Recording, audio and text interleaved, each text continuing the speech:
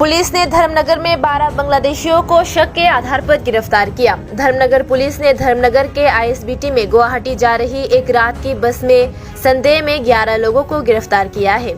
इनमें से 7 पुरुष, 2 महिलाएं और 2 बच्चे हैं। इसके अलावा अनुमंडल पुलिस अधिकारी सौम्य देवर्मा ने बताया कि सरमन उद्दीन नाम के एक युवक को बीएसएफ बैटालियन नंबर 139 याकूब नगर ने पकड़ा है। सरमन ने कहा कि वे 1 साल से भारत में है, लेकिन उसे उचित वेतन नहीं मिल रहा था क्योंकि वे कोई कागजी कार्रवाई नहीं कर सकता था, तो वे याकूब नगर के रास्ते बांग्लादेश जाने की कोशिश कर रहा था। इस बीच आईएसबीटी द्वारा पकड़े गए लोगों ने कहा कि वे एक दलाल के माध्यम से भारत में दाखिल हुए थे, लेकिन वे ये नहीं बता सकते कि वे किस इलाके से दाखिल हुए हैं। 3 से 4 घंटे गुजरने के बाद धर्मनगर आईएसबीटी में वे आ पहुंचे। यहाँ दलालों के एक समूह ने उन्हें गुवाहाटी बस में बिठा दिया और कहा कि अगर वे गुवाहाटी जाएंगे तो उनकी काम की व्यवस्था की जाएगी। दलालों ने उनसे 5 से 15 हजार रुपये लिए हैं। पूरे बांग्लादेश और भारत में एक बहुत बड़ा घेरा काम कर रहा है जो गुवाहाटी में काम देंगे बोलकर बिना किसी दस्तावेज के बांग्लादेश से मजदूरों को पैसे के बदले लाकर भारत में विभिन्न कामों में लगा रहे हैं।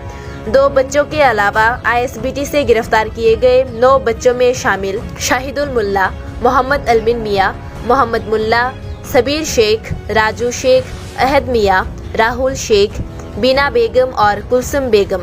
पुलिस उन्हें कल कोर्ट को सौंपेगी। আমার নাম শাহিদুল মোল্লা। বাসা কোন জায়গায়? বাসা গাছবাড়িয়া। কোন জায়গায় এটা? নড়াইল জেলা, নড়াইল থানা। কান্ট্রি, দেশ কোন দেশে? বাংলাদেশ। বাংলাদেশ। কবে ভারতে আইছো তোমরা? গতকালকে। গতকালকে। কোন দিকে আইছো? আইসি এদিক দিয়ে আইসি। দিক দিয়া বলতে? বাংলাদেশ থেকে আইসি। মানে ধর্মনগর ওইটার নাম বলতে পারবো না কোন জায়গা। এই জায়গার থেকে কতটুক দূর এই জায়গাটা যেদিকে আইছো? 1.5 ঘন্টা লাগবে এখান থেকে। আচ্ছা, কই যাইতে আসলে তোমরা? যাচ্ছি ইন্ডিয়া। ইন্ডিয়ার যাচ্ছি কাজ করতে। ইন্ডিয়া তো এই জায়গাও ইন্ডিয়া, মানে ইন্ডিয়ার কোন জায়গায় যাইতেছিলে? জায়গার নাম গুয়াহাটি। গুয়াহাটি। কে নিয়ে আইছে তোমরা এইখানে?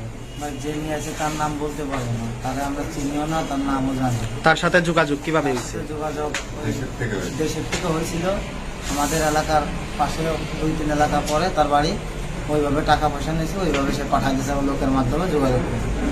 ও তার ভারতেও এখানে লোক আছে? তার ভারতীয় লোক আছে, সেইভাবে সে এই পর্যন্ত আনছে। ও এখানে আনিয়া দিয়া গেছে? আর অন্য লোক জানি সে আসেনি। এখানেও তার লোক আছে ধর্মনগরে যেখানে ধরা পড়ছো? যোগাযোগ করে এইভাবে এই পর্যন্ত আনছে।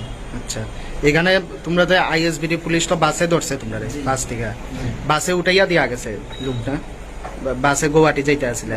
এখানে গিয়া কি করলা? এনে গুয়াহাটি যাওয়ার পরে সে বলছে লোক আছে, তোমাদের রিসিভ করে নিয়ে কাজের জায়গা দিয়ে দেবে। মানে গুয়াহাটিও তাদের লোক আছে। কত টাকা নিছে তোমাদের কাছ থেকে? এক একজনের কাছ থেকে একরকম নিছে।